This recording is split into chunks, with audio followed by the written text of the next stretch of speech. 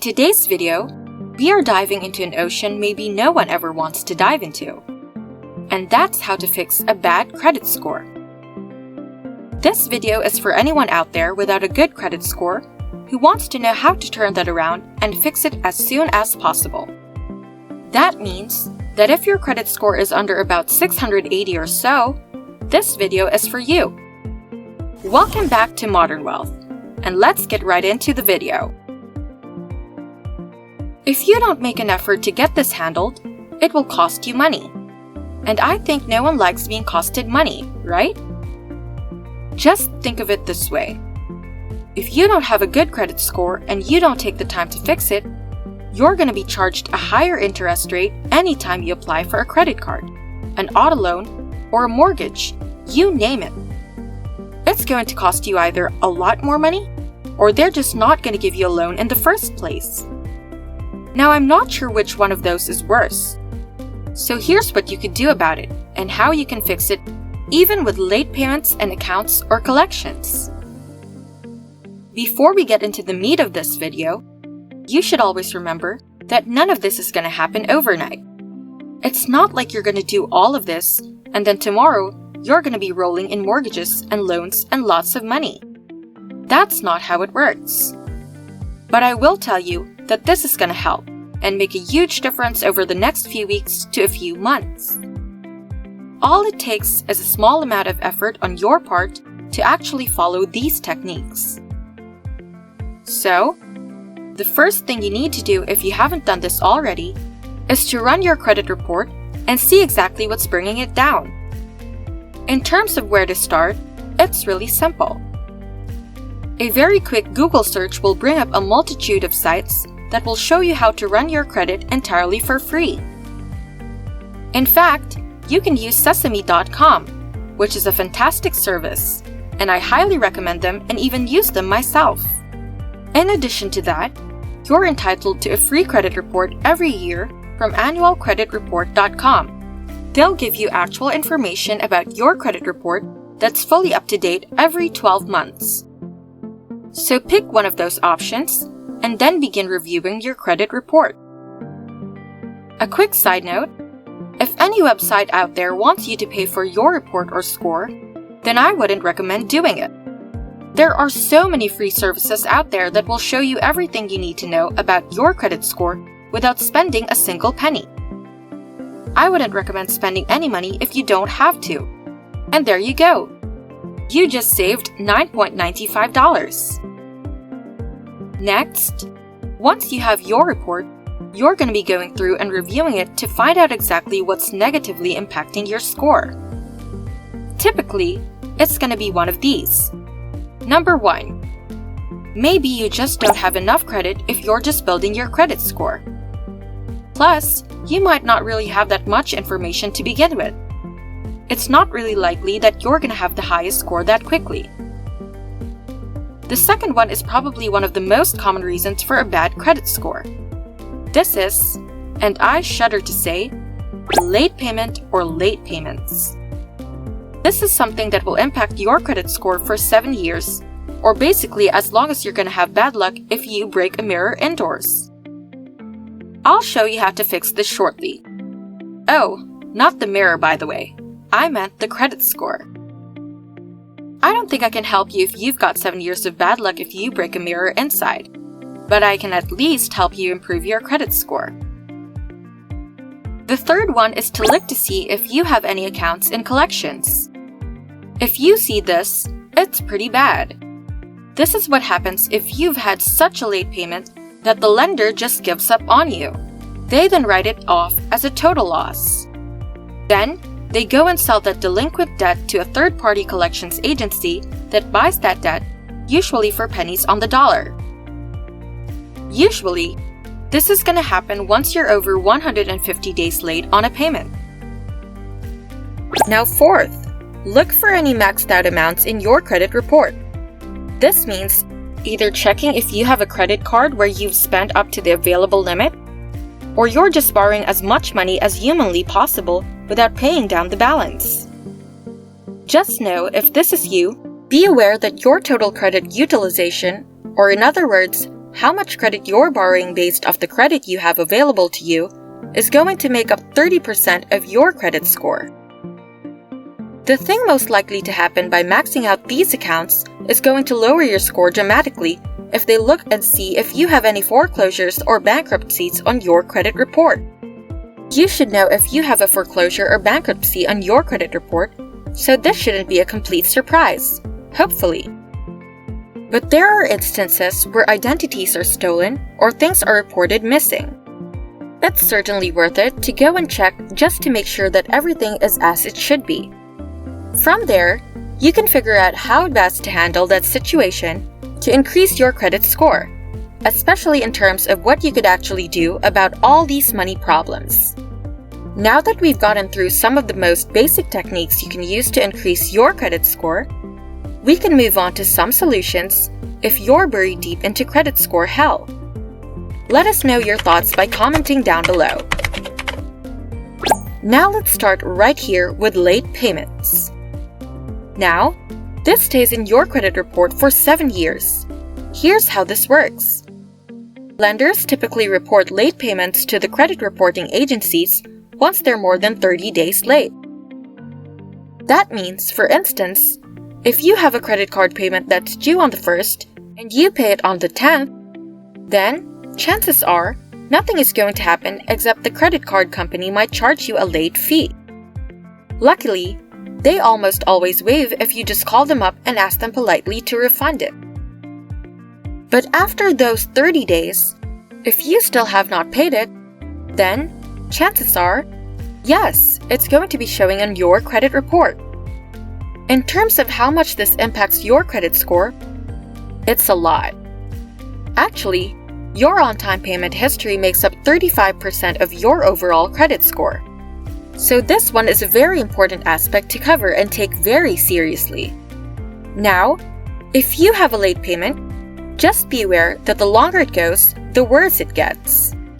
If you pay your credit much worse than a 60-day late payment, it will impact your credit score a lot worse than a 30-day late payment, and so on. In addition to that, the sooner the late payments, the more it will negatively impact your credit score. So, if a late payment happened a few months ago, it's going to be a lot worse than if that happened 5 years ago. Basically, the longer ago it happened, the less it'll impact your score. Finally, the number of late payments you have will also play a role in determining what your credit score is. I don't think I need to say this, but I'm going to say it anyway, because you never know. Having multiple late payments is much worse than having just one. So, if you find yourself in this position, you've checked your credit report and you see that you've just been blasted with late payments and delinquencies, here's what you could do about it. First, pay anything off that's late as soon as possible.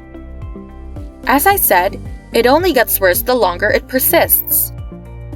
To be honest, having a 30-day late payment on your account is a lot better than having a 90-day late payment.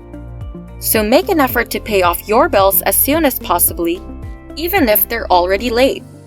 Otherwise, if you just leave it alone and you don't do anything about it after about 180 days, it's going to be sent to collections.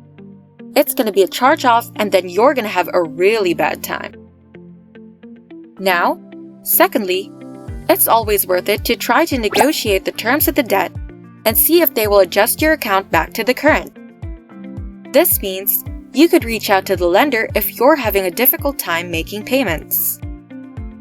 If you might be able to work out a payment plan, the reality is that late payments are notorious just for being charged off once they reach a certain point. And then, the lender loses a lot of money. So, most companies would rather get something than nothing, and would much rather negotiate than count it as an entire loss. The third is you've already paid off the debt and it's still showing on your credit report as a late payment. Then it might be worth it to just call them up and see if they could remove it as a courtesy. Now, let me make it very clear that they are not obliged to do this at all. But you also know what they say. you could catch more flies with honey than with vinegar. So sometimes it's calling and asking very, very politely and can go a very long way. So go ahead and write them a letter and see if they'll remove it. It's absolutely worth a shot, and to be honest, you've got nothing to lose. The fourth is if all else fails, then look for any inaccuracies in the credit report and in the late payment. Then, dispute it really quick. Here's a disclaimer. Do not lie ever. But if you find any inaccuracies in the payment dates and so on, you could dispute the late payment as inaccurate. If the company cannot prove that all evidence is indeed correct, they will go instead and remove it. Doing this should absolutely make a huge difference in your credit score over the next few weeks to the next few months. It doesn't really take that much time to do at zero cost to you, so you can knock out those late payments. If you found these tips helpful, make sure to hit the like button. And if you're not already subscribed, make sure to hit the subscribe button and notification bell. But we're not just done yet. We have a few bonus information, so make sure to keep watching. So, let's go on to the next. Accounts and collections. This stays in your credit report for 7 years. As I mentioned, this happens when you are more than 150 days late on a payment. The bank just thinks, well, you don't.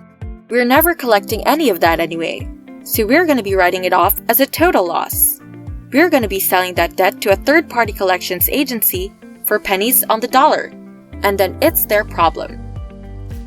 That's usually the point where some third-party debt collections agency starts hounding you on the phone, saying you owe the full amount, and then starts resorting to scare tactics to try to get you to pay it. Those collections are also going to be showing up on your credit report. Now, when it comes to figuring out how to handle these third parties, there are a few different strategies. The first thing you should do is to try to dispute it if you see any errors or inaccuracies. If you think there's an error on the credit reporting side and you believe that you paid off the debt, but it's still showing in your accounts, then go ahead and dispute it. It goes something like, that was the money and now they're going to have to prove the validity of the debt and that it's actually yours. If they can't do that, it is removed. And because debts like these are often bought and sold multiple times over those 7 years, there's a good chance there will be an error along the way. You could see this and take advantage of it. That way, you could have it removed and improve your credit score. The second is that sometimes you can negotiate to pay off the debt in exchange for removing it from your credit report. Now, this one is a bit of a shady gray area because technically, if the debt is true, then they should be reporting it as it is. But sometimes, they also want their money, and they will agree to remove it if you pay them. Third, we should talk about paying off a debt collector. This is another gray area, because technically, paying off a debt in collections is not really going to improve your credit score, even though it'll show it's paid. It's still going to be on your report that you had an account that goes to collections, and that will stay on there for 7 years. If this is the case, and you did pay off something in collections, then you can go and file a dispute with the credit reporting agencies. It's risky, but a somewhat verified process.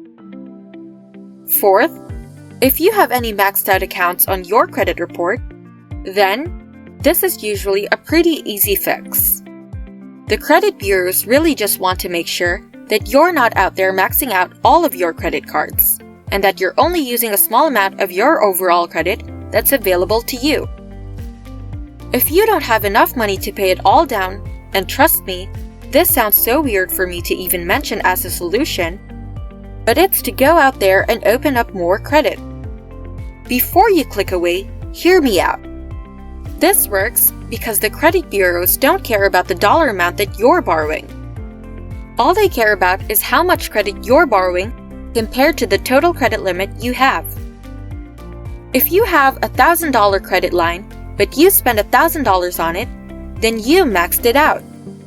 But if you have a $10,000 credit line and you spend that exact same $1,000, then technically, you're only using 10% of your overall credit, and that's good.